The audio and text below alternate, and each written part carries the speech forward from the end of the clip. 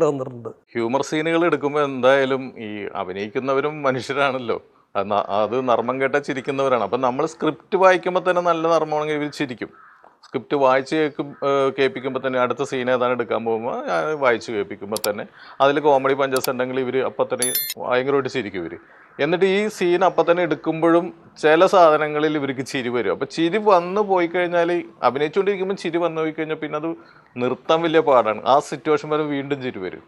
അപ്പം അങ്ങനെ ചില അപൂർവ സംഭവങ്ങൾ ഉണ്ടാകാറുണ്ട്. പക്ഷെ അതെല്ലാം കൺട്രോൾ ചെയ്ത് ദിലീപ് പല സീനിലും ഇതുപോലെ ദിലീപിന് തന്നെ ചിരി വന്നിട്ട് അത് ഒതുക്കി കളഞ്ഞിട്ട് അഭിനയിച്ചിട്ടുണ്ട്. അതിപ്പോ അങ്ങനെ സംഭവിക്കാറുണ്ട് അപൂർവമായിട്ട്. The two family attached to the bathroom, your family's food and accommodation. What do you mean? അങ്ങനെയൊന്നുമില്ല. നെയ്മീൻ, ചാളമീൻ, അയലമീൻ, പിലോപ്പിമീൻ. പോടാ. സോങ് കമ്പോസിങ് എന്ന് പറഞ്ഞു കഴിഞ്ഞാൽ 5-6 പാട്ടുണ്ട് പടത്തിൽ.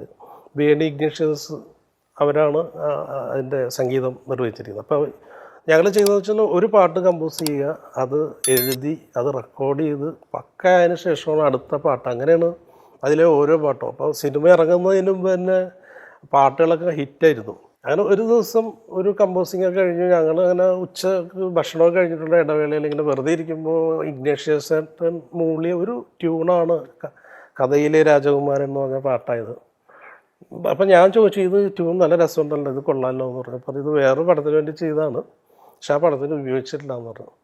അപ്പോൾ അതങ്ങനെ നമ്മളത് ടൈറ്റിൽ സോങ് ആക്കാൻ തീരുമാനിച്ചു. പിന്നീട് ആ കഥയുടെ